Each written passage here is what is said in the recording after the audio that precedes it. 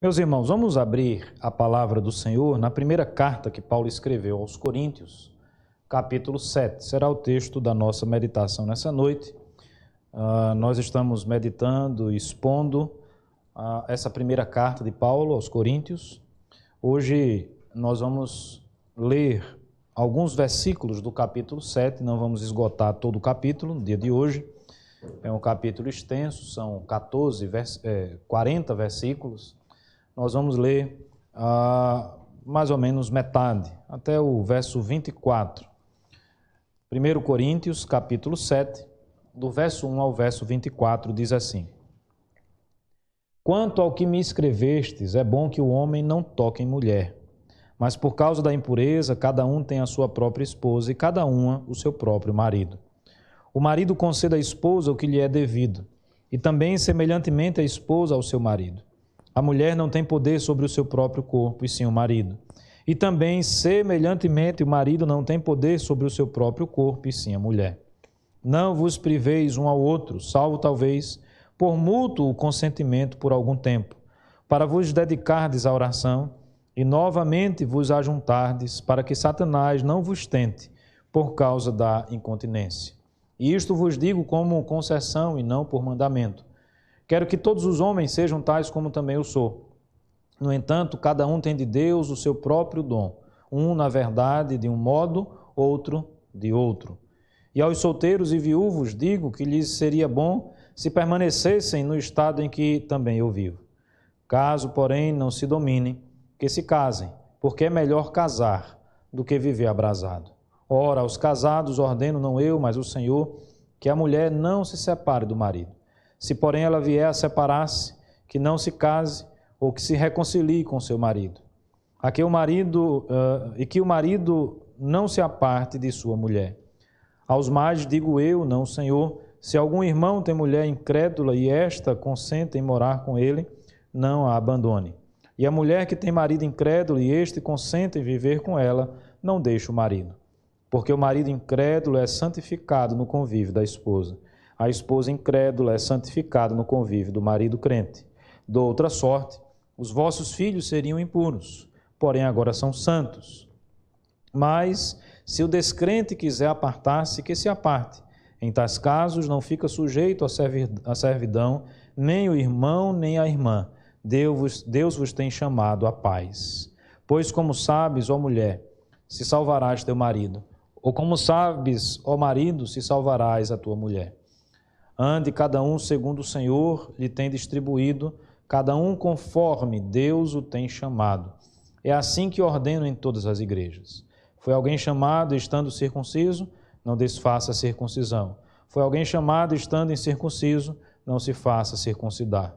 A circuncisão em si não é nada, a circuncisão também nada é, mas o que vale é guardar as ordenanças de Deus. Cada um permaneça na vocação em que foi chamado. Foste chamado sendo escravo, não te preocupes com isso, mas se ainda podes, torna-te livre, aproveita a oportunidade. Porque o que foi chamado no Senhor sendo escravo é liberto do Senhor. Semelhantemente, o que foi chamado sendo livre é escravo de Cristo. Por preço fostes comprados, não vos torneis escravos de homens. Irmãos, cada um permaneça diante de Deus naquilo em que foi chamado. Vamos orar. Senhor Deus, Pai bendito, Tua palavra está diante de nós, acaba de ser lida. A nossa oração nesse momento é o pedido de iluminação, pedido que Tu possas falar ao nosso coração. Palavra instrutiva, palavra importante, palavra que alcança, ó Deus, uma área tão importante das nossas vidas. Que aquilo que está contido nela, nas Sagradas Escrituras, possa, ó Deus, ocupar o nosso coração, possa atingir a nossa mente, possa transformar o nosso ser. Essa é a oração que nós a Ti fazemos, no nome do Senhor Jesus. Amém, amém. Meus amados irmãos, é sempre oportuno, sempre interessante retomarmos aqui um pouco do que nós chamamos do contexto dessa carta.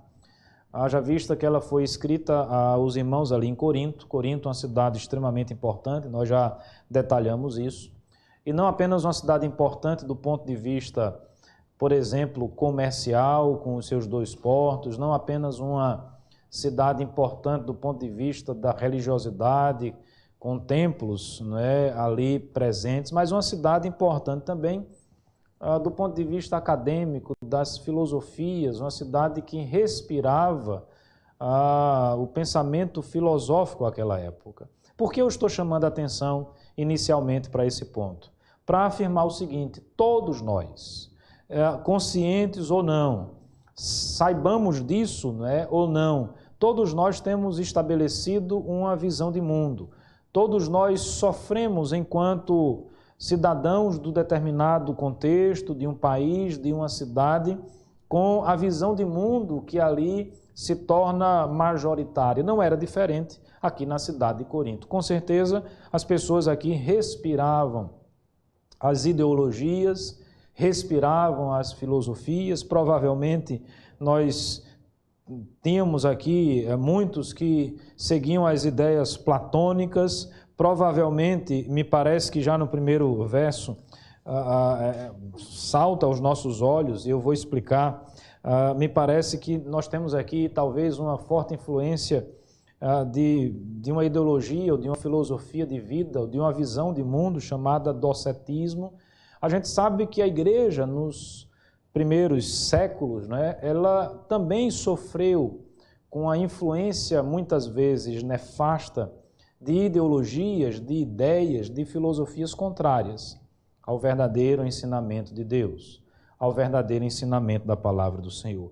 Não é diferente nos nossos dias.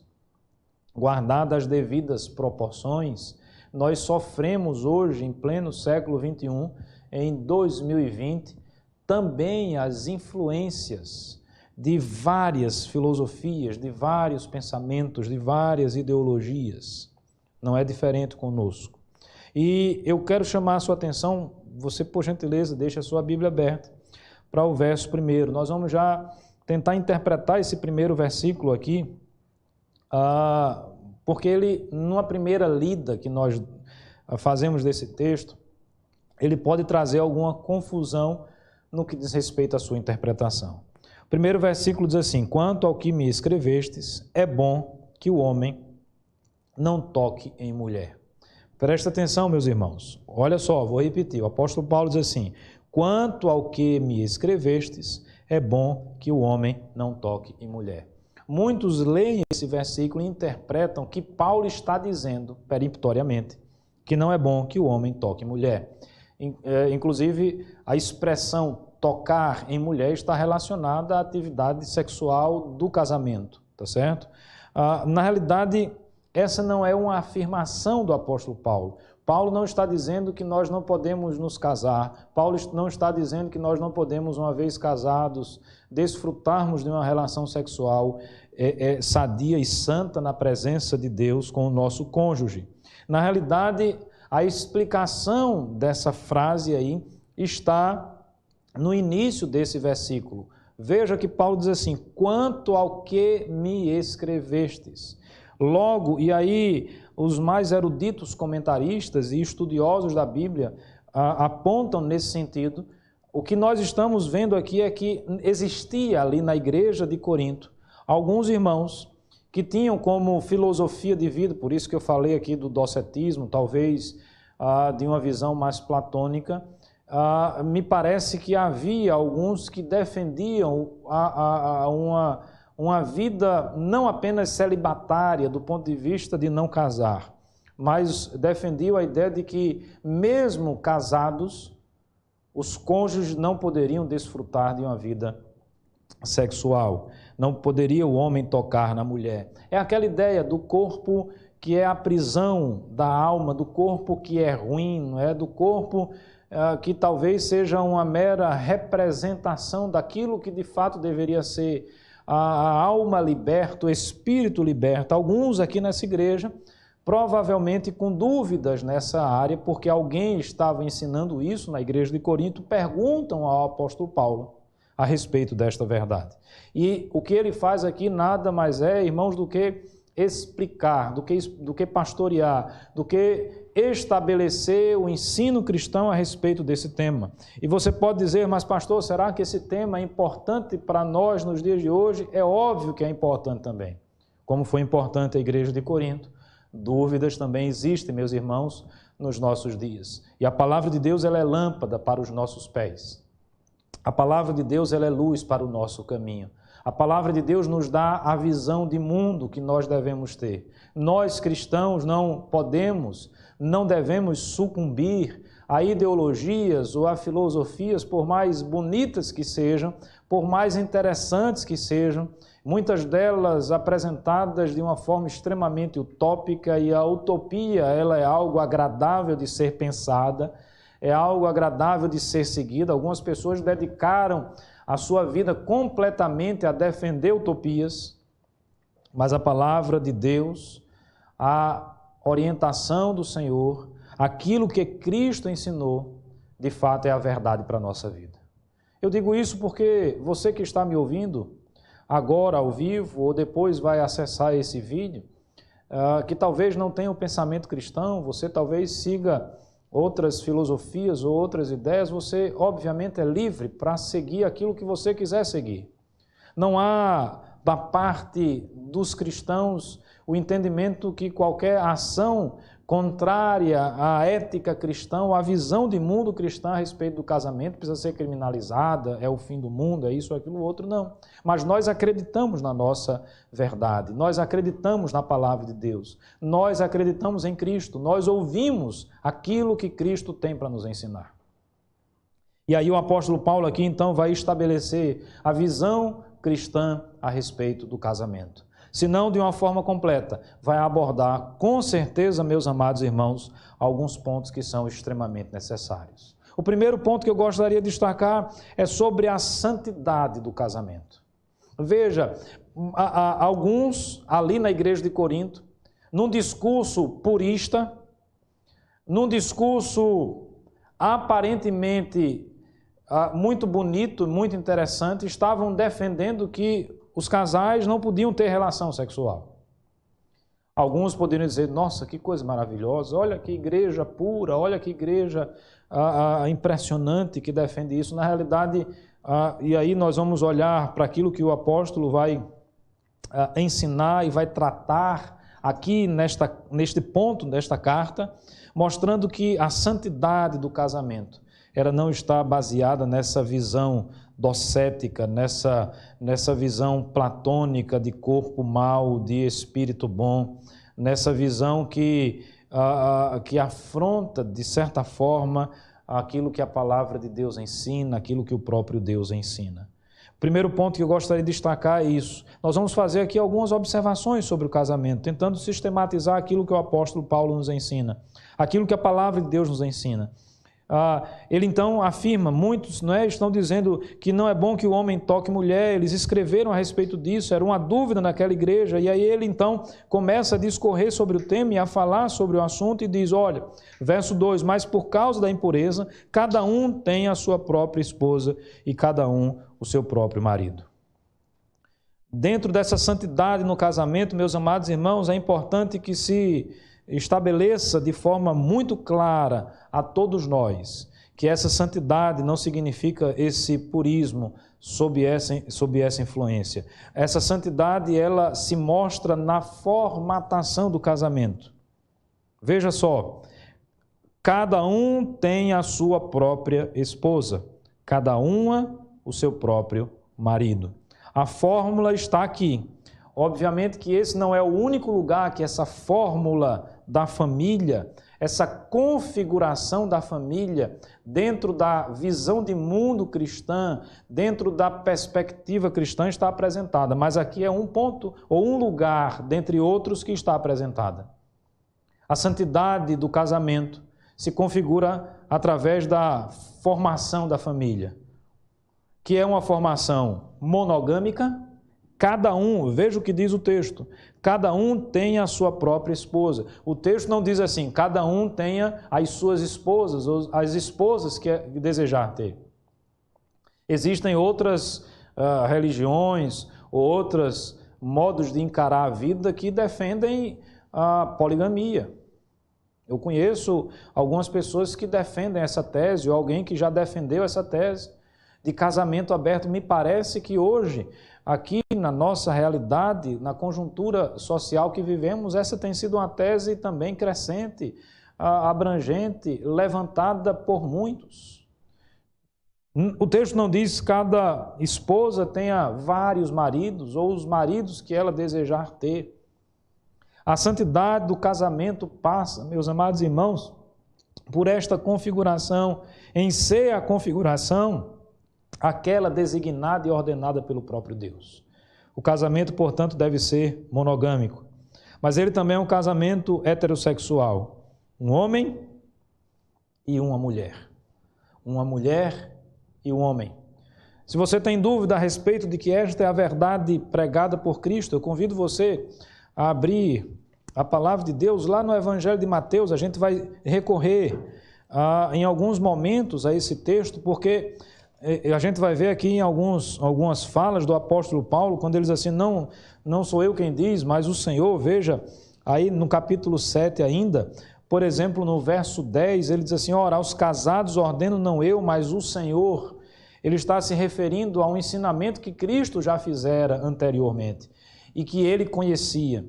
Ele não está modificando, ele não está ampliando nesse ponto específico, mas ele está repetindo aquilo que o próprio Senhor Jesus havia ensinado. Em Mateus capítulo 19, nós encontramos o Senhor Jesus falando a respeito disso. E tem aqui algumas expressões que são, com certeza, muito interessantes de serem observadas por todos nós.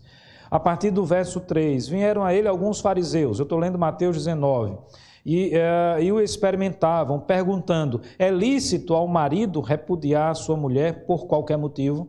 Então respondeu ele. Quem respondeu, meus amados irmãos? O Senhor Jesus Cristo. Nós estamos falando de Cristo ensinando, pregando sobre esse tema. Se nós somos cristãos, nós seguimos a Cristo. Se nós somos cristãos, nós ouvimos a sua palavra.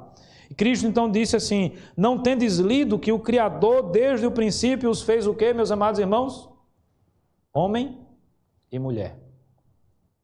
Homem e mulher. O casamento, ele é monogâmico, o casamento, ele é heterossexual. Vocês já leram, vocês têm conhecimento. É claro a menção que o Senhor Jesus está fazendo aos textos de Gênesis da criação. Óbvio que salta aos nossos olhos esta verdade. Não tendes lido que o Criador desde o princípio os fez homem e mulher? Homem nasce homem, mulher nasce mulher. Essa é a ordem da criação de Deus. E antes de afirmar que homem nasce homem e mulher nasce mulher, eu afirmo ainda mais que Deus os criou, que Deus é criador. Essa é a visão de mundo cristã. Essa é a nossa cosmovisão. Nós não podemos pensar fora disso. Obviamente que, de repente, alguém que me escuta nesse momento diz, olha, eu não acredito que Deus é o Criador. Você tem liberdade de não acreditar que Deus é Criador. Mas eu tenho a liberdade de acreditar que Ele é o Criador. É nisso que eu creio. Até porque eu entendo que precisa ter muito mais fé. E eu estou usando fé aqui no sentido pejorativo, muito mais amplo, não no contexto ou na ideia do entendimento que nós temos a respeito de Deus, do conjunto de doutrinas bíblicas. É preciso ter muito mais fé para acreditar que o mundo veio do acaso, uma junção de probabilidades para que as coisas por si próprias fossem sendo criadas, do que acreditar que existe um Deus que é criador. Você que não acredita que Deus é criador, você precisa explicar as palavras do Senhor Jesus. Você que é cristão, eu pergunto como é que você, que se diz cristão, imagina, acredita, pensa que o texto lá de Gênesis que fala da criação do homem, do jardim do Éden, é um mito, é uma história inventada. O Senhor Jesus não pensa como você, se é que você pensa dessa forma. Nós cristãos pensamos exatamente na proporção daquilo que o Mestre nos ensina. Não tendes lido que o Criador desde o princípio fez o homem e a mulher? Verso 5, E disse ainda, né, por esta causa deixará o homem pai e mãe, se unirá à sua mulher, tornando-se os dois. Os 3, os 4, os 5? Não, os 2, tornando-se os 2 uma só carne. Amados irmãos, o Senhor Jesus, ele repete a fórmula estabelecida pelo próprio Deus. Quando nós falamos da santidade dentro da família, quando nós falamos da santidade dentro do casamento, quando nós pensamos nesta realidade, nós fazemos porque compreendemos que a família foi criada pelo próprio Deus. A configuração, a formatação, ela é não apenas idealizada por Deus, mas ela é executada pelo próprio Deus. E qualquer ação que fuja da verdade de Deus, ela afronta o nome do Senhor. Qualquer pensamento contrário a esse não é um pensamento cristão. Não é a defesa de Cristo. Não é aquilo que a palavra de Deus ensina. Não pode ser reconhecido como verdade de Deus. Como eu falei, muitas pessoas têm a plena liberdade de enxergar e de entender a vida como bem quiser, como bem entender. Ter a sua própria visão de mundo. Mas a visão de mundo cristão, a visão de mundo que nós cristãos defendemos, ela passa e perpassa pelo ensinamento das Sagradas Escrituras, dos apóstolos, dos pais da igreja, de 2000 anos de produção teológica, de interpretação da Bíblia, de tradição,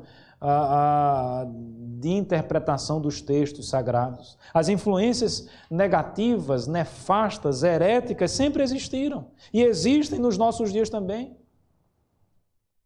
Os nossos filhos, os nossos jovens estão sendo bombardeados com ideologias não cristãs, com pensamentos que afrontam a verdade de Deus. Eu não sei quantos perceberam, mas o texto que nós lemos, capítulo 3 da primeira carta de Pedro, ele já começa afirmando algo que para os dias de hoje, para o mundo de hoje, para a mentalidade de hoje, soa como uma afronta. Falando das esposas serem submissas aos seus maridos. Mas o próprio texto fala também do marido que vai dedicar-se à sua esposa. Não é uma submissão de subjugar, de escravizar. Essa é uma distorção fruto do pecado.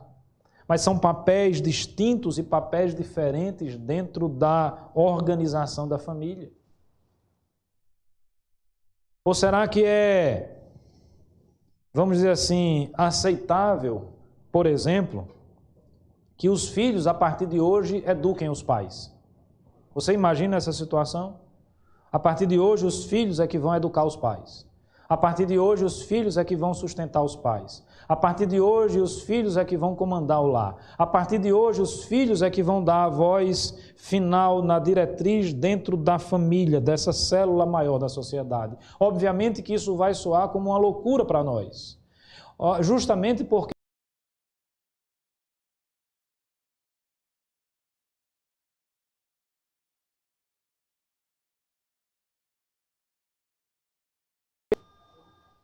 e quanto mais somos influenciados pela palavra de Deus, com certeza mais essa influência se restará demonstrada nas nossas ações, até na própria legislação que seguimos. Então, falando sobre a santidade do casamento, e aí eu faço esse ponto aqui justamente pela perspectiva apresentada pelo apóstolo no versículo 2, quando ele fala de impureza, não é? Então, a santidade do casamento passa pelo entendimento que todos nós devemos ter de que essa santidade não se reflete nesse purismo equivocado, nessa perspectiva docética, nessa perspectiva platônica, nessa coisa do corpo ruim e espírito bom. A santidade vai passar pela configuração segundo a qual aquela família foi construída. Mas um outro ponto que me chama muita atenção. E olha, hoje os cristãos são acusados de serem retrógrados, de serem isso, de serem aquilo outro, né? Na boca de muitas pessoas que talvez não conheçam a história do verdadeiro cristianismo. de muitas pessoas que não leem a Bíblia, que não conhecem a Bíblia, que não conhecem as perspectivas aqui apresentadas. O texto começa a nos falar, meus amados irmãos, de uma forma maravilhosa, mostrando, e esse é o terceiro ponto que eu gostaria de destacar. Essa santidade do casamento passa pela igualdade intrínseca dos cônjuges. Me acompanha aí. O texto diz, não é, que por causa da impureza, eu estou lendo o verso 2, cada um tem a sua própria esposa, eu falei dessa configuração, uma esposa, um esposo, um homem, uma mulher, monogâmico, heterossexual, essa é a perspectiva bíblica, e o verso 3 continua dizendo assim: o marido concede à esposa o que lhe é devido. Acompanhe que enquanto eu faço essa leitura, você vai ver que a preocupação aqui do apóstolo Paulo é sempre falar o marido e a esposa e o marido, e aí nós estamos diante de uma perspectiva, eu até diria, inovadora para os padrões daquela época, uma perspectiva de igualdade. A igualdade intrínseca entre o homem e a mulher, entre o marido e a esposa. O marido concede à esposa o que lhe é devido, e também semelhantemente a esposa ao seu marido. Verso 4, a mulher não tem poder sobre o seu próprio corpo, e sim o marido. E também semelhantemente o marido não tem poder sobre o seu próprio corpo, e sim a mulher. Eu peço a sua atenção para esse verso 5 agora. Não vos priveis um do outro, salvo talvez por, a expressão é mútuo consentimento. Mútuo consentimento. Os dois precisam dar o consentimento. Há uma igualdade intrínseca aqui apresentada. Obviamente que quando nós falamos de família, meus amados irmãos, falamos de funções distintas. Mas possuir uma função distinta dentro da economia do lar, dentro da constituição da família, não me faz superior. Em nenhum momento o homem é superior à esposa intrinsecamente falando.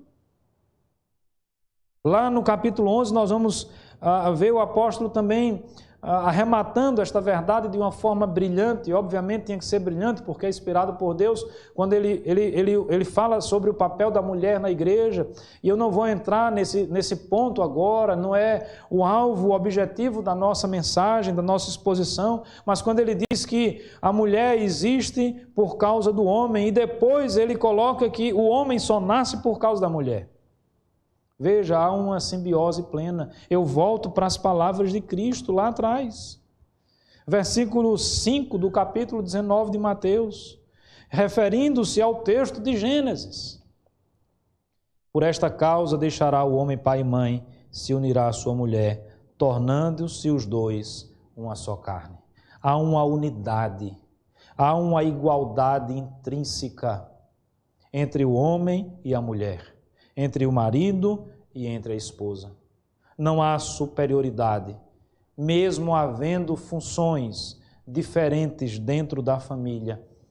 Ninguém é maior do que ninguém, ninguém é melhor do que ninguém. A cada um compete um papel, a cada um compete uma função específica designada pelo próprio Deus, que é aquele que criou a família. E olha, meus irmãos, todas as vezes que nós lutamos contra a verdade de Deus, nós trazemos caos para dentro da nossa família. Todas as vezes que nós queremos mudar a configuração, nós vamos trazer problemas para dentro da família. Todas as vezes que nós queremos mudar as funções estabelecidas por Deus, nós vamos trazer problemas para dentro da nossa família. Todas as vezes que nós não levarmos em consideração a igualdade entre o marido e a esposa, nós vamos trazer problemas para dentro do nosso lar e da nossa família. Não vos priveis um do outro, salvo talvez por mútuo consentimento, por algum tempo. Obviamente o tema aqui, a ideia de Paulo ainda é a relação sexual entre os dois cônjuges. Mas a despeito de ser esse o ponto abordado, o princípio da igualdade é aqui de forma fantástica apresentado.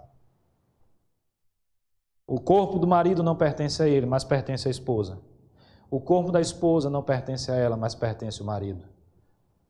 Quando decidirem dedicar-se, e aí a exceção, a regra é essa, a oração, essa concessão deve ser mútua, deve ser combinada entre os dois. Enquanto cônjuges, nós não podemos negar ao outro cônjuge aquilo que lhe é de direito. Faz parte da vida conjugal, faz parte da vida familiar. Lógico que o apóstolo Paulo sabe que esses pontos são problemas, são dificuldades. Talvez daí resulte aqui, a partir do verso 17, o seu conselho para que todos os homens sejam tais como também eu sou, como Paulo era. Você vai me perguntar, pastor, qual era o estado civil do apóstolo Paulo? Nós não temos como bater o martelo de forma precisa a respeito disso. Se era separado, há possibilidades. Verso 8, aos solteiros, aos viúvos, digo que lhes seria bom se permanecessem no estado em que também eu vivo. A gente precisa lembrar mais uma vez do contexto, porque muitos vão pegar esse versículo aqui e dizer, olha, está vendo? O apóstolo Paulo está desincentivando o casamento. O contexto é elucidativo para todos nós. Paulo está escrevendo para quem? Para a igreja que está em Corinto. Obviamente, sob forte influência das ideologias postas pelo Império Romano, pela religiosidade pagã. Mas tem um dado que precisa ser levado em consideração. Paulo está falando para uma igreja que está sendo perseguida. Muitos irmãos aqui estavam sendo perseguidos, seriam perseguidos. O próprio apóstolo Paulo foi perseguido. A igreja vivia e travava nessa sua trajetória aqui nos primeiros anos da sua existência, no primeiro século da sua existência, uma guerra fortíssima, perseguição violenta. Cristãos eram assassinados, arrancados de suas famílias. O apóstolo Paulo, então, compreende aqui que nesse momento de batalha intensa, nesse momento de luta intensa, seria mais inteligente que os solteiros que queriam se dedicar mais ao cristianismo, que não estariam dispostos a negar a sua fé, que eles permanecessem tal como estavam. Os viúvos, que eles permanecessem tal como estavam. Porque sozinhos, irmãos, nós temos uma melhor capacidade de lidar com essas situações. Imagina o que seria, o sofrimento que seria para um pai cristão naquela época, por exemplo, ver os seus filhos arrancados de dentro de casa e jogados às feras, assassinados, decapitados. O que nós enxergamos hoje em países que perseguem os cristãos, quando percebemos a intolerância ao cristianismo crescendo assustadoramente também nos nossos dias. Então o conselho aqui não é contra o casamento, o conselho aqui é estratégico. Agora, há uma observação, verso 9. Caso, porém, não se dominem, que se casem, porque é melhor casar do que viver abrasado. E se viver abrasado aí, meus amados irmãos, a ideia é em brasa, fogo, não é? Então, e ele vai tratar também da questão do celibato, a gente vai falar isso um pouquinho mais à frente, provavelmente não hoje, não sei se vai dar tempo, mas mostrando que não há uma imposição de celibato. Na verdade, o celibato, meus amados irmãos, é um dom dado por Deus. Quem não tem esse dom, é melhor casar do que viver abrasado, mesmo sabendo das lutas, mesmo sabendo das dificuldades, mesmo sabendo que nesse contexto aqui, esse casamento traria consigo, talvez, muitas situações adversas, diante das lutas e das dificuldades impostas pela perseguição do Império Romano. Então, o ponto aqui a ser destacado, a observação a ser destacada nesse texto, como eu falei, perpassa épocas, sai de 2000 anos atrás e atinge os nossos dias, talvez com as mesmas dúvidas, é sobre a santidade do casamento. Ela deve existir, ou nele deve existir pureza. A Bíblia diz que nós não podemos macular o leito, né? O casamento tem que ser sem mácula, tem que ser puro, mas não é aquele purismo, não é aquela ideia docética. A configuração, a formatação, ela é extremamente importante para saber se estamos de acordo com os planos de Deus, com a vontade de Deus para a nossa vida. A certeza, a convicção, a clareza de que há igualdade intrínseca entre os cônjuges, apesar de existirem funções diferentes. Me permita avançar um pouco mais aqui nos versos lidos. Agora o apóstolo Paulo, mais uma vez, a gente vai voltar lá para o capítulo 19 de Mateus. Ele vai falar da separação. E aí eu não falo mais da santidade no casamento, eu falo da durabilidade do casamento. Qual é a durabilidade? Qual é o prazo de validade do casamento? Verso 10, ora, aos casados ordeno não eu, mas o Senhor, que a mulher não se separe do marido. A regra é clara, e há uma regra. Obviamente que as exceções serão tratadas, mas sempre como exceções. Jamais uma exceção pode virar regra e a regra virar uma exceção. Quando isso acontece, nós estamos distorcendo as coisas. E no que diz respeito à vida conjugal, meus amados irmãos, a visão de mundo cristã, nesse ponto específico, segue aquilo que o Senhor Jesus nos ensina, a regra é muito clara. A durabilidade do casamento é até que a morte nos separe. Se você comprou um dia uma aliança de ouro, ouro verdadeiro, e você recebeu lá como é que chama? Me fugiu agora. Quando a gente compra me ajuda aqui, a garantia. Obrigado, Marine. Vocês não estão vendo não, viu? Quem está por trás da câmera. A garantia, geralmente, de quem compra uma aliança de ouro, é uma garantia para o resto da vida. Porque não se acaba. Se é ouro de verdade, não se acaba. Qual é o prazo de validade para o casamento? O prazo de validade é até que a morte nos separe. Vamos voltar lá para Mateus capítulo 19. Veja, alguns fariseus estavam tentando apanhar Cristo numa contradição, pegá-lo numa escorregadela no que diz respeito à doutrina, e eles então perguntam, é lícito ao marido repudiar a sua mulher por qualquer motivo? O que é que significa essa pergunta, meus amados irmãos?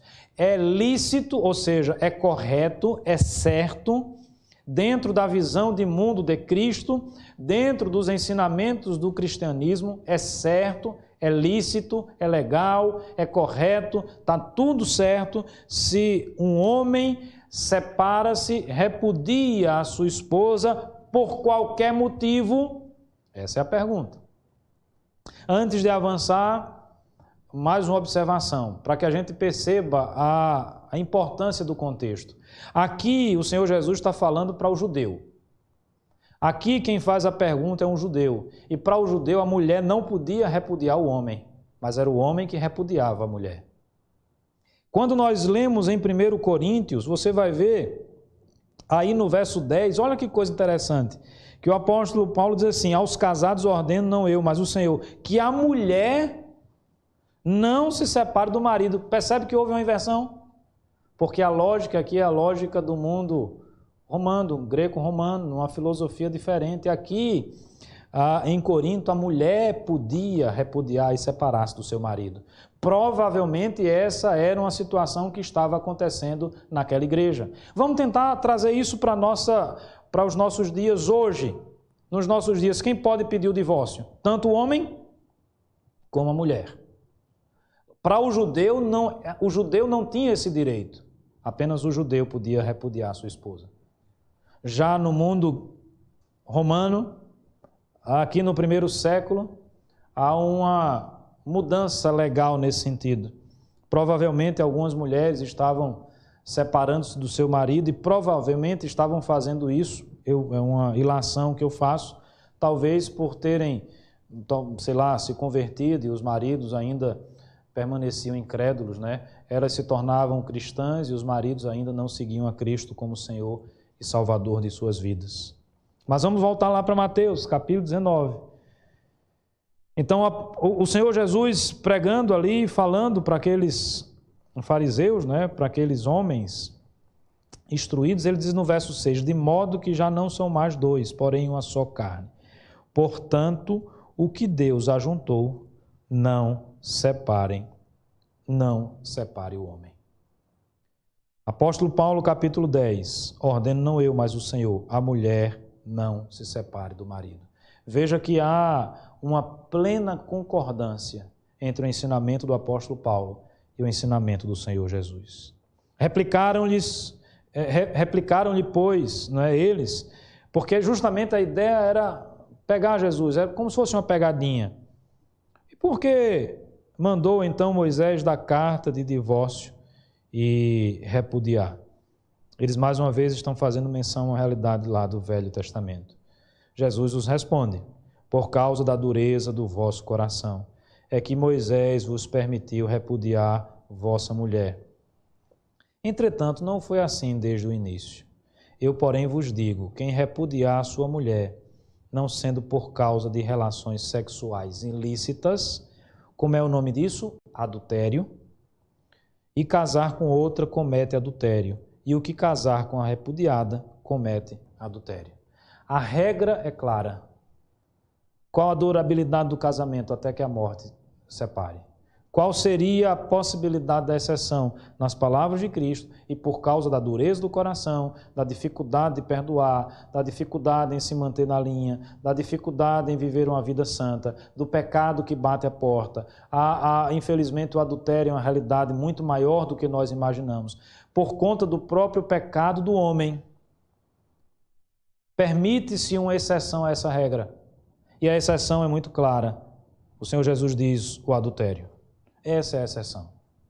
Na realidade, nós vamos olhar aqui para o texto do apóstolo Paulo e nós podemos pensar talvez aqui numa outra possibilidade. Verso 15 diz assim: mas se o descrente quiser apartar-se, que se aparte. Em tais casos, não fica sujeito à servidão, nem o irmão, nem a irmã. Vamos entender o contexto aqui? Vamos entender o que o apóstolo Paulo está tratando? A seguinte situação se estabelecia ali na igreja de Corinto. Casamento num julgo desigual, não porque eles iniciaram dessa forma, mas alguém ou algum dos cônjuges se converteu ao cristianismo. Algum dos cônjuges, seja marido, seja mulher, a partir desse momento agora se torna um cristão. E há um dilema, há um questionamento, há uma pergunta. E uma pergunta, convenhamos todos nós, que nós entendemos até legítima e justa. E agora, estou convertido, devo continuar casado com o incrédulo? Devo continuar casado com um homem ou com uma mulher pagã? A orientação do apóstolo Paulo é: continue casado. Não pode separar agora. Todavia, contudo, porém, esse é o ponto tratado no verso 15. Se o descrente, se a parte não crente quiser a separação, no sentido de que abandonar, apartar-se. Aí eu estou falando do descrente que abandonou a esposa crente, da esposa descrente que abandonou o marido crente. Se esta for a realidade, vocês não estão sujeitos à servidão, vocês estão livres. Porque Deus não nos tem chamado para a servidão nesse aspecto, mas nos tem chamado à paz. Então nós temos aqui a possibilidade de uma outra exceção. Quando um dos cônjuges é abandonado, quando um dos cônjuges é desprezado nesse sentido. Mas a regra, meus irmãos, é muito clara. A regra é a durabilidade do casamento, até que a morte separe. As exceções possíveis, estabelecidas pela palavra do Senhor, é o adultério e o abandono. E eu fecho olhando um pouquinho mais para esse texto. Nos encaminhamos já para o final. Eu peço um pouquinho mais da sua paciência. Eu queria tratar desse contexto aqui específico desses versículos, onde se fala do casamento em julgo desigual. E mais uma vez eu digo, aqui não era a situação de um crente que decidiu casar com um descrente, mas dois descrentes em que um, depois de casado, se converteu ao cristianismo. É para separar? Não é para separar. E aí nós estamos diante de um poder maravilhoso e fantástico do casamento. Por que não se deve separar, não é? Meus amados irmãos, porque a gente poderia ver aqui alguns pontos, não é? Um dos pontos que me chama a atenção é que a parte crente, ela vai santificar a incrédula. Vamos lá. Verso 11, se porém ela vier a separar-se, que não se case ou se reconcilie com seu marido e que o marido não se aparte de sua mulher. Aos mais digo eu, não, Senhor, se algum irmão tem mulher incrédula, só lembrando aqui, aos mais digo eu, não, Senhor, o apóstolo Paulo não está se contrapondo a Cristo. É porque ele está abordando um tema que Cristo não abordou antes. O tema que Cristo abordou antes, ele o fez na mesma perspectiva de Cristo. Está descrito aí no verso 10. Então, no verso 12, né? Aos mais digo eu, não, Senhor, se algum irmão tem mulher incrédula e esta consente em morar com ele, não a abandone. E a mulher que tem marido incrédulo e este consente em viver com ela, não deixe o marido. Porque o marido incrédulo, presta atenção nesse verso 14, o marido incrédulo é santificado no convívio da esposa e a esposa incrédula é santificada no convívio do marido crente. Nessa luta entre luz e trevas, entre crente e incrédulo, entre aquele que acredita em Cristo e aquele que não acredita em Cristo, entre aquele que confessa Cristo como Senhor de sua vida e aquele que não está nem aí para a verdade do Evangelho. As ações do cristão, seja ele o marido, seja ele a esposa, veja, a igualdade está presente em toda a narrativa do apóstolo Paulo, porque ele fala da esposa, ele fala do marido, ele fala da esposa, ele fala do marido. Aquele que é crente termina santificando o seu lar através das suas ações. A gente, inclusive, pode voltar lá para o primeiro livro de Pedro, capítulo 3, ele vai falar sobre isso. A sabedoria, se for a mulher sábia que através dos seus gestos, de uma verdadeira serva do Senhor, pode ganhar o seu marido. Veja que ele, inclusive, faz duas perguntas interessantes aqui, são perguntas retóricas, mas interessantes, no verso 16. Pois como sabes, ó mulher, se salvarás o teu marido, ou como sabes, ó marido, se salvarás a tua mulher. Mostra a influência, o poder do casamento nesse sentido, onde a parte crente, agora transformada, lavada e remida pelo sangue do Cordeiro, pode ser bênção na vida da parte incrédula. De modo que eu falo agora para você, meu irmão ou minha irmã que vive nessa situação. Eu sei que muitas vezes o jugo desigual se configura em lutas tremendas na nossa vida. Mas ore a Deus, peça sabedoria a Deus, ore pelo seu esposo ou pela sua esposa, pelo seu cônjuge. Mostre com digno proceder os frutos do Espírito na sua vida, que através da sua ação o seu cônjuge possa ser santificado. A influência da luz deve ser maior nas trevas do que a influência das trevas na luz. Essa é a perspectiva do apóstolo Paulo, tratada aqui nesse texto. E um outro ponto que também é fantástico. Não sei quantos perceberam isso. Mas o texto diz aí no finalzinho do verso 14, de outra sorte, os vossos filhos seriam impuros, porém agora são santos. Veja, tem um outro ingrediente nessa história toda. Um pai incrédulo, uma mãe crente em Cristo. Uma mãe incrédula, um pai crente em Cristo. E um filho. É um agravante, os irmãos sabem disso. Quem convive nessa situação sabe exatamente do que eu estou falando. A quem o menino vai ouvir, não é? A influência da luz sempre precisa ser maior do que a influência das trevas. A luz santifica, a verdade transforma. E o texto diz então que o filho é santo. Seriam impuros, agora são santos. Essa expressão é muito interessante. A ideia de santo, meus amados irmãos, é a ideia de alguém que foi separado para determinada ação. Por exemplo, no Velho Testamento, os utensílios que eram utilizados no templo, eles eram santificados para serem utilizados apenas ali.